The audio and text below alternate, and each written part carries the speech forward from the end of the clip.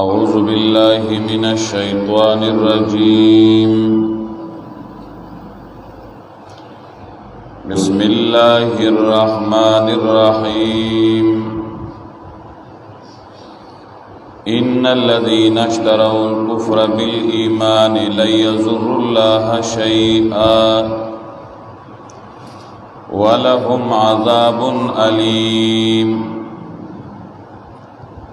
ولا يحسبن الذين كفروا أنما نملي لهم خير لأنفسهم إنما نملي لهم ليزدادوا إثما ولهم عذاب مهين ما كان الله ليذر المؤمنين على ما أنتم عليه حتى يميز الخبيث من الطيب وما كان الله ليطلعكم على الغيب ولكن الله يجتبي من رسله من يشاء فآمنوا بالله ورسله وإن تؤمنوا وتتقوا فلكم أجر عظيم ولا يحسبن الذين يبخلون بما آتاهم الله من فضله هو خيرا لهم بل هو شر لهم سيطوقون ما بخلوا به يوم القيامة ولله ميراث السماوات والأرض والله بما تعملون خبير.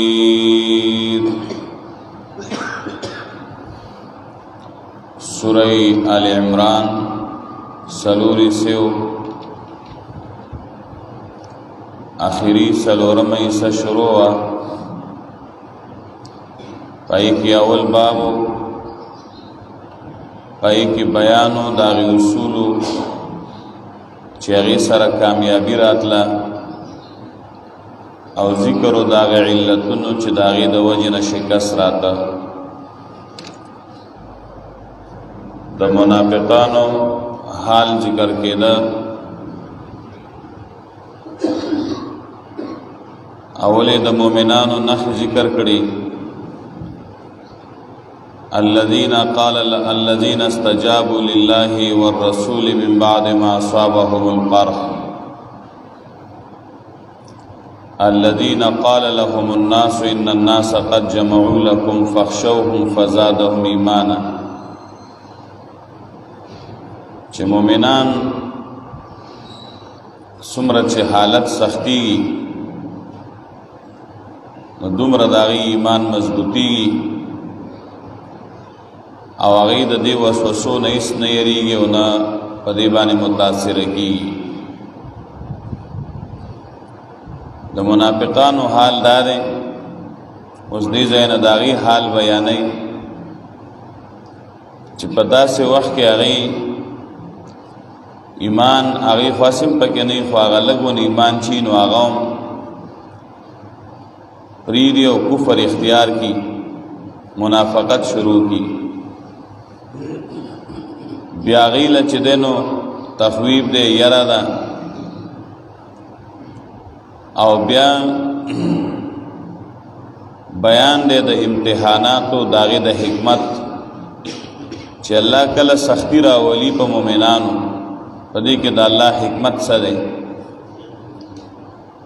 نو کم خلق چې دې سختۍ کې کامیاب شي نو داغه د پاره بیا داغه مقام بیا زجر دے بخلاو تا و منافق کے دو ډېرې غټې نښې دي چې یو بوزدلي ده چې کله د جهاد ذکر راشي نو د منافقت په ټولې دنیا ته ښکاري او دویم پکې غټ نقصان بخل دی هغه دواړه دلته بیانوي. الله وایي ان الذين اشتروا الكفر بالایمان یقینا هغه کسان اشتروا الكفر بالایمان چې غوړی کو کفر لره په ایمان سره. اشتراک بل معنا ده چې وای غست کفر په ایمان باندې یعنی ایمان یې ولا ورک او کفر یې پاغې باندې واغست. خدا خواله کېږي چې یو شیخ کاری او تاغه ورکې او بل پې راوالی. نو ایمان او کفر د دې خو ظاهر کې څه جسم نه چې ته ورکې او ایمان ورکې او کفر پې والی، لکه سړی پیسې ورکې او سودا پې والی. بل دا دی چې د منافق کې خو دننه ایمانی نه، الله وی دا خو کافر دی. نو دلته د اشترا معنی وکړه غوروالی، چې ګوره یو کفر دی یو ایمان دی. پکار داو چې د منافقانو ایمان له ترجیح ورکړې وه، ایمان یې غوره کړو، نو دوی کفر غوره کړ. او یو سړی چې یو شی اخلي خو د هغه خوښي که نه ځکه یې نو بس دلته د خوښوالي معنی وکړه. ان الذین یقینا کسان اشتروا الکفر بالایمان، چې غوره کو کفر لره په مقابله د ایمان کې، لیضر الله شیئا، هیڅ چرې ضرر نشي رسولی الله ته هیڅ شی. یا دویمه معنی لیضر الله شیئا، هیڅ چرې ضرر نشي رسولی دین د الله تعالی ته هیڅ شی. ګوره قانون دا دی که یو سړی کفر وکړي نو دی په خپل کفر الله ته یا د الله پاک دین ته هیڅ نقصان نشي رسولی. دی که نقصان رسوي نو خپل ځان ته به نقصان رسوي. د جنت نه ځان محرومه که، د اجر او د ثواب نه ځان محرومه که. الله رب العزت ته هیڅ نقصان نشي رسولی. ولهم عذاب علیم، دای سزا شو د دې منافقانو د پاره عذاب دې درناک. علیم معنی مؤلم، هغه عذاب چې د هغې په وجه به دې ډېر درمن شي. په دنیا کې سخت عذاب درې قسمه خلکو له دی، نو یو پکې منافقان دي. په آخرت کې چې الله پاک فرمای ان المنافقین فی الدرک الاسفل من النار، یقینا منافقان به په هغې لاندې طبقه د اور کې پراته. نو سخت عذاب او سزا به الله منافقانو له ورکوي، ځکه وی ولهم عذاب علیم. ولا يحسبن الذين كفروا انما نملي لهم خير لانفسهم، ولا يحسبن الذين، بدې کوم تخویب دی، ګمان دې نه کوي هغه کسان کفرو چې کفر کړی دی، انما نملی لهم خیر لانفسهم، یقینا هغه چې مهلت ورکو مونږ دیلا، یعنی دا غوره دی د نفسونو د دی دپاره. انما نملی لهم لیزدادوا اثما، یقینا مهلت ورکو مونږ دی لره دی دپاره چې زیاته کې دی ګناه. ولهم عذاب مهین، او دی دپاره به عذاب سپکونکې. په دې آیت کې څه مطلب دی؟ ګوره کله کله لړکې یو خیال راځي چې دا منافقان منافقت کوي، کافران کفر کوي، او د هغې باوجود الله پاک دی له سزا نه ورکوي. ښه تازه او ښه تکړی او ښه غوړ چړي، نو د هغې په ذهن کې دا راشي چې زمونږ دا منافقت یا دا کفر دا بالکل صحیح دی، او که صحیح نه وی نو موږ له به الله پخوا عذاب را کړی وی. نو هغې د دې مهلت نه دا مطلب واخلي چې زمونږ د عمل ګنې ښه دی، او دا دومره ناروا به نه وي. یا بعضې وخت کې بل سړی دی ته ګوري نو هغه وایي یاره دا کار به صحیح ځکه یي که دا ناروا وی دله به پخوا الله عذاب ورکړی وی. نو قانون زده که که یو کافر یا یو منافق دله الله پاک فوراً عذاب نه ورکوي او الله ورته صبر کوي، نو دا د دې دلیل نه دی ګڼي چې د دا کفر یا منافقت د الله پاک خوښي. مهلت په دې کې ګوره ډېرې پیدې دي او نقصانات هم دي. په مهلت کې د مؤمن دپاره پیدا ده، هغه پیدا دا ده چې مؤمن توبه وباسي الله تعالی کنن ته یو ګناه وشو او فورن الله عذاب نه ورکي نو پیدا دی چې د خپل ګناه ستومانه شي بل ټیم د الله نه معافي وغواړي نو چې معافي وغواړي نو الله یې معاف خود کافر او منافق د پاره مهلت د کیس پیدا نشتا پدې کې نقصان دی نقصان دا دی چې هغه څومره مهلت الله ورکوي نو دومره هغه نورم ګناونه ډیرو کی نو چې یو ورځ منافقت کړي نو دا هغه خو لږه سزا ده نو چې ټول عمر منافقت کړي نو دا هغه خو ډیره سزا یو ځلې کفر کړي نو بیا هم سزا ده خو لږه وي او چې ټول عمر کفر او ډیر کفر کړي نو ډیره سزا وي نو منافق او کافر لچ څومره مهلت ورکوي نو د دې مقصد دی چې د ډیره ګناو کې چې ډیر عذاب الله ورکړي ولا يحسبن الذين غمان دې نه کوي هغه کسان کفرو چې کو په کافران دي انما نملي لهم یقینا هغه چې مهلت ورکو مونږ دی لرا کم مهلت چې مال ولډیر کو عمر ولډیر کو خیر لانفسهم گینی چې دا مهلت غره ده د دې د نفسونو لپاره انما نملی لهم یقینا مهلت ورکو مونږ دی لرا لیزدادوا اسما دې لپاره چې زیاته کې دی ګناه لرا ولهم عذاب مهین او دې لپاره عذاب دې سپکون کې چې وسړی نافرمانی کوي د الله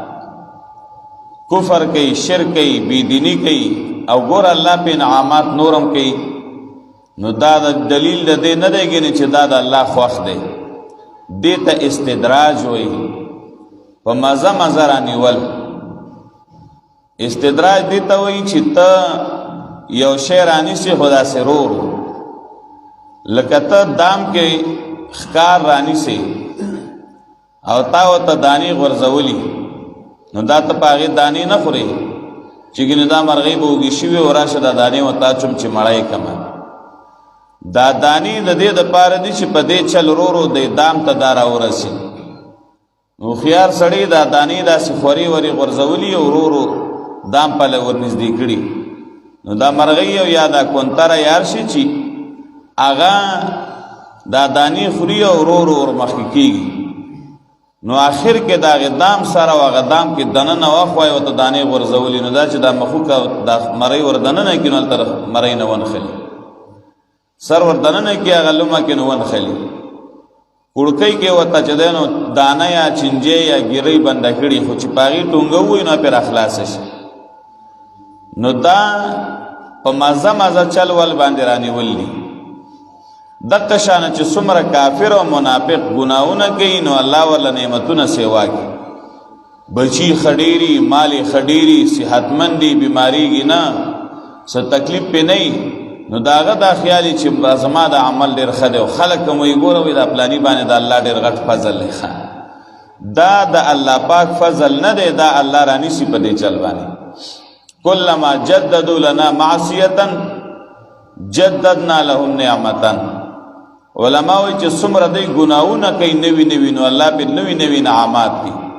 دا په الله مین نه دا دې د پاره چې الله راونی شي نو د کافر مهلت د منافق مهلت داغي د خوال نه خنه ده بلکې دا دی الله ډیر عذاب ورکي ما کان الله ليذر المؤمنین علی ما انتم علیه کله الله پاک جهاد فرض کی کله الله پاک احکامات فرض کړی دي ګوره په دې ځان پوها کوي دا اوس مطلب د سار مز ده کنه نو دا آسان کار نه دی ډیر ګرانی چې سړی د نا وخت مدشي او بیا سار مستم پاسيږي او دی وخت خوب هم ډیره مزه وکړي د ماسپخین مز ده یا روجي دي یا جهاد ده یا نور اعمال دي ګران ګران اعمال پکشتا دی باندې یقینو کا چې زمنګ د اعمالو ته د الله پاک هیڅ ضرورت نشته کومنګ د الله عبادت کوو ماغه الله دی کومنګ نه کوو نو بیا ماغه الله دی پدې کې حکمت دار چې الله پاک دا امتحان کړی دی نو د دې مقصد دار چې الله پاک د مؤمن د غیر مؤمن نه جدا کوي که دا امتحان الله پاک نه کولی نو دا پته به نه لګېده چې د الله تابعدار څوک دی او د الله نافرمان څوک دی. لکه اوس که دا د سحر مونځ نه وی نو د تابعدار او د ناتابعدار پته به څنګه لګېده؟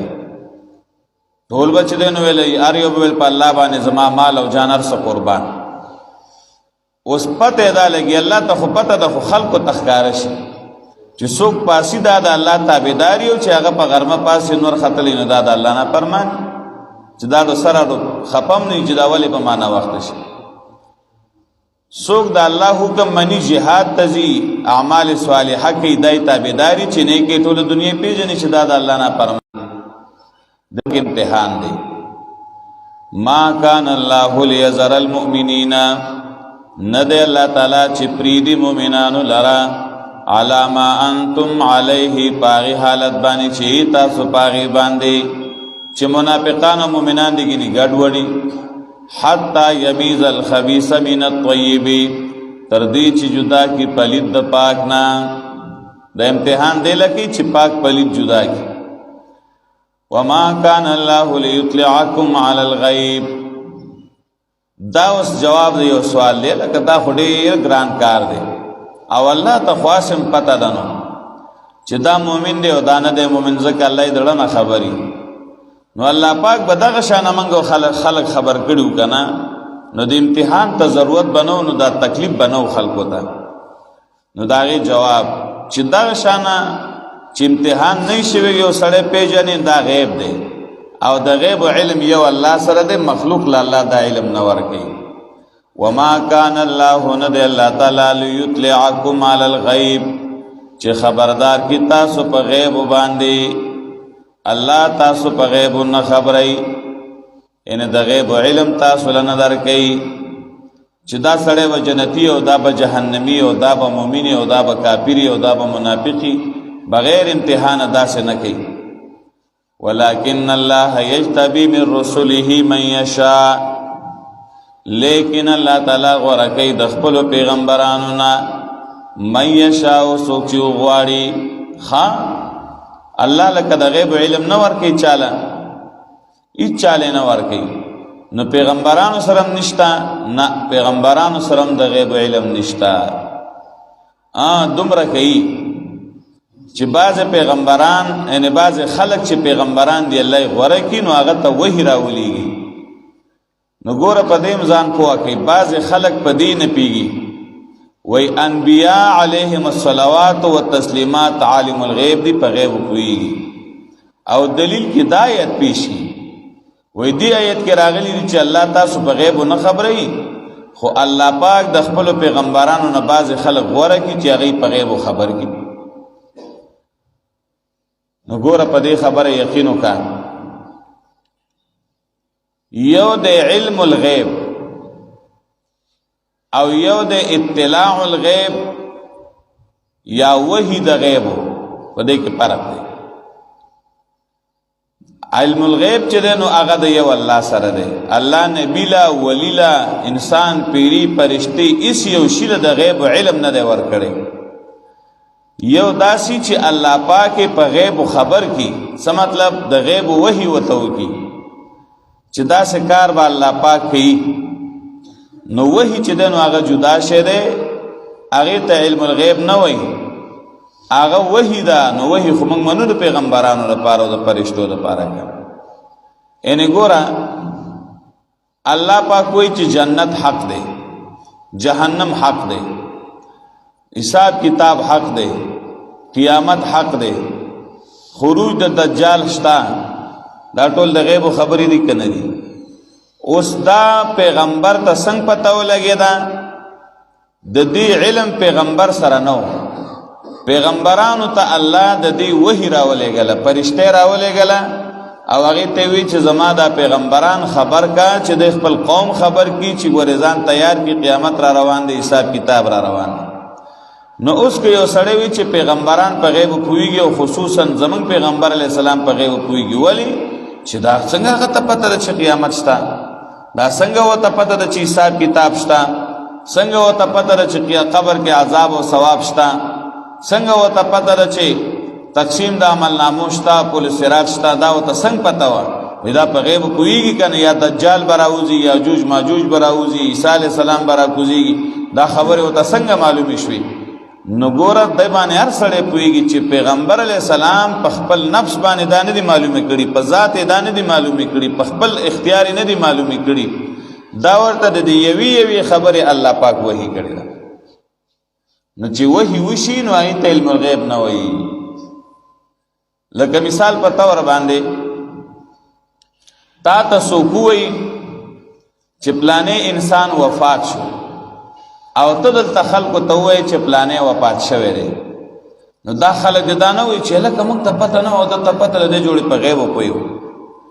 دوی به خامخا دا وایي چې دلته چا خبر وکړه. نو چې تا ته چا خبر وکړه نو ته خو بیا عالم الغیب نه وې، ته نه وې خبر، هغه خبر کړي. نو پیغمبر علیه السلام ته پته نه دی څوک خبر کی؟ الله یې خبر کی. نو یو د انباء الغیب، یو د علم الغیب. پیغمبر له الله د غیب خبر ورکړی دی، خو علم یې نه دی ورکړی. علم چې په خپل تصرف او په خپل اختیار یو شی معلوم کی، داسې به نه. لنډه خبره په بل لفظ درته ویم چې ستاسو دماغ نورم کولاو شي، چې د کوم شي وحي نبي ته وشي نو الله خبر ورکي، په هغې پوهېږي. چې وحي نه شي وي په هغې نه پوهېږي. بس اسانه خبره. دا څومره مغیبات چې دي د دې الله پاک وحي را لېږلې ده. نو پیغمبر علیه السلام په غیب نه پوهېږي، خو چې وحي به راله نو خبر به ورته میلاو شو، خلکو ته به وي.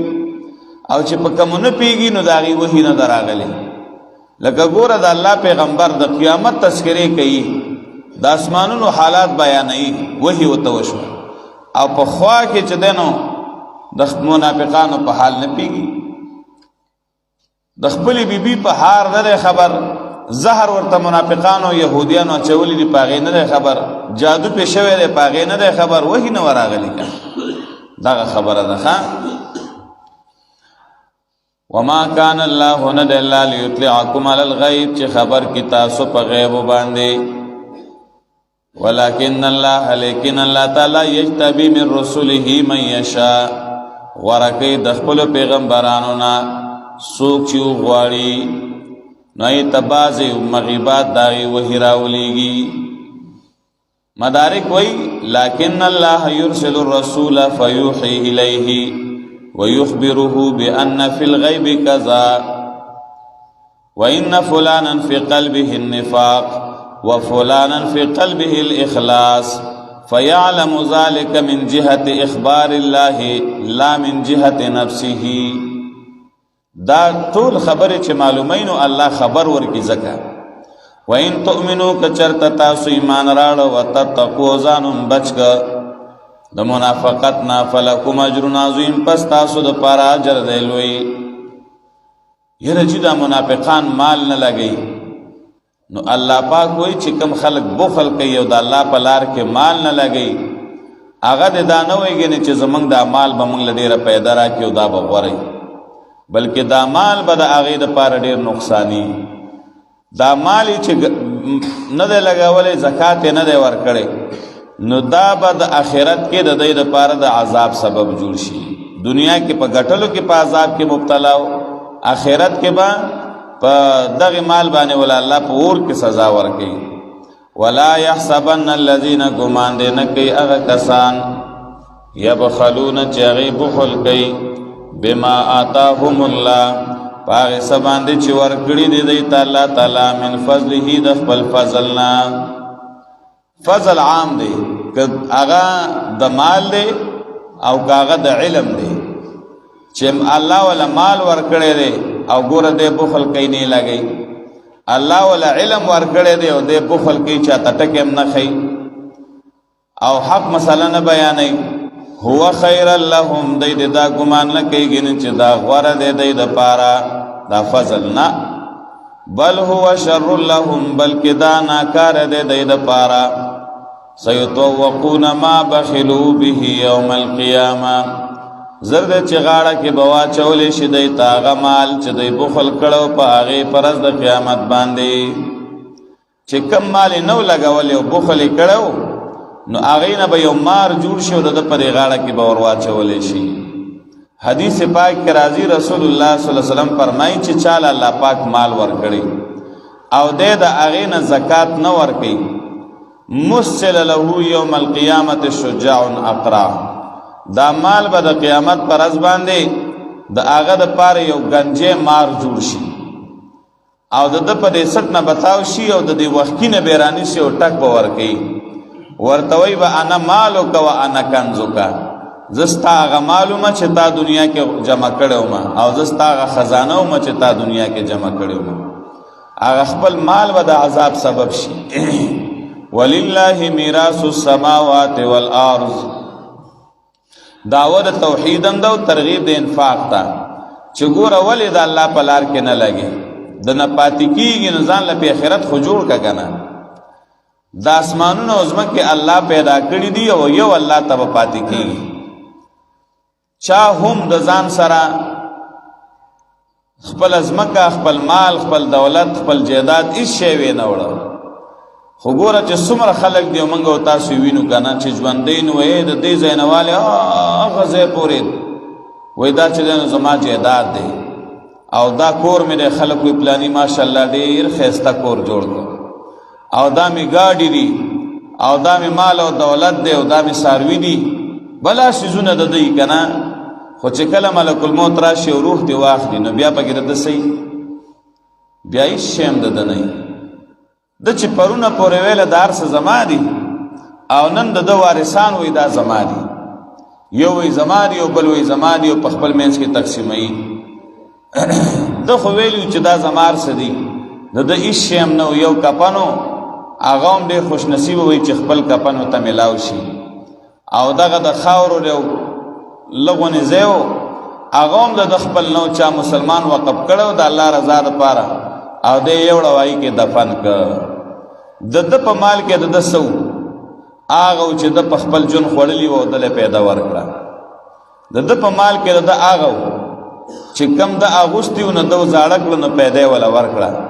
د ده په مال کې د ده هغه مال و چې کم یې د الله په لاره کې لګولی جومات لی ورکړه نو خلق به ټول مال تقسیم کی خو یاره جی دا خو جماعت دی نو دا خو نه تقسیمیږي هغه پاتې شي هغه ثواب هغه پسې ځي مدرسې لی ورکړی یو غریب لی پکې کور یا پټی ورکړی نو دی به د ده ټول مال به تقسیم شي خو د هغه هغه حصه چې ده هغه به ده پسې ثواب د هغې جاري نو داسې کوشش کول غواړي چې دنیا همیشه نه ده او نه به پکې تا همیشه یې په دې دنیا باندې خپل آخرت خراب نه کړي خپل رب ناراضه نه کې سبابت خالی لاسونه روانې نن په دې باندې ځان له آخرت جوړ کا ولله میراث السماوات والارض خاص الله د پاره پاتې کېدل د اسمانونو د ځمکې دي والله بما تعملون خبیر الله پاغه چې تاسو کوم عملونه کوئ خبردار دی اول ته وګورئ ان الذين اشتروا الكفر بالایمان یقینا کسان چې غوړې کو کفر په مقابله د ایمان کې لا یضر الله شیئا هیڅ ضرر نشي رسول دین د الله تعالی ته شی ولهم عذاب الیم او د پر عذاب د دردناک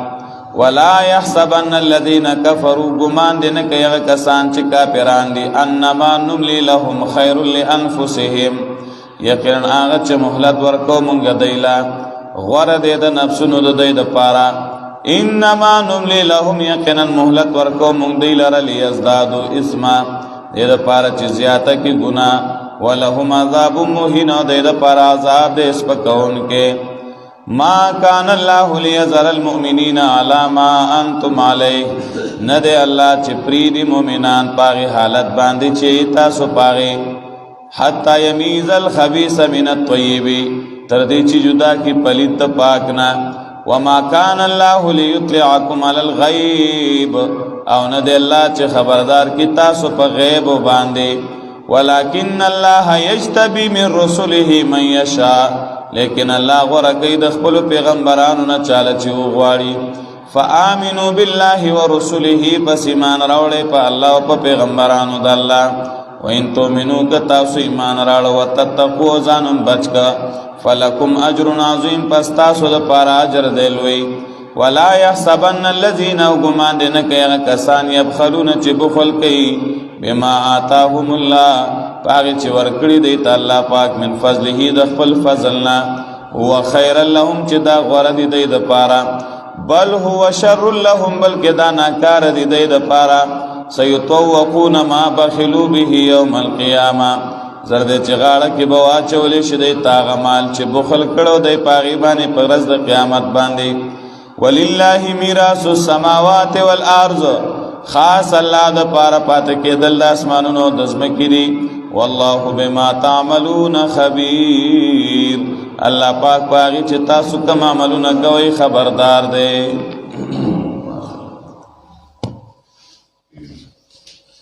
الحمد لله رب العالمين والعاقبة للمتقين والصلاة والسلام على خير خلقه محمد وآله وصحبه أجمعين ربنا آتنا في الدنيا حسنة وفي الآخرة حسنة وقنا عذاب النار ربنا لا تزغ قلوبنا بعد إذ هديتنا وهب لنا من لدنك رحمة إنك أنت الوهاب اللهم أعنا على ذكرك وشكرك وحسن عبادتك اللهم إنا نسألك من خير ما سألك منه نبيك محمد صلى الله عليه وسلم ونعوذ بك من شر ما استعاذ منه نبيك محمد صلى الله عليه وسلم وأنت المستعان عليك البلاغ ولا حول ولا قوة إلا بالله الله زمون رضا شه الله زمون گناهونو او تقصیرات معاف کړه الله زمون په حال باندې رحم وکړه الله دې ټول مرګرونه دا مهنت او تکلیف په خپل دربار کې قبول کړه الله دا درس مونږ ټول لپاره د نجات او د خلاصون سبب وګرځوه الله زمون د ټول شرعي حاجات پوره کړه مشکلات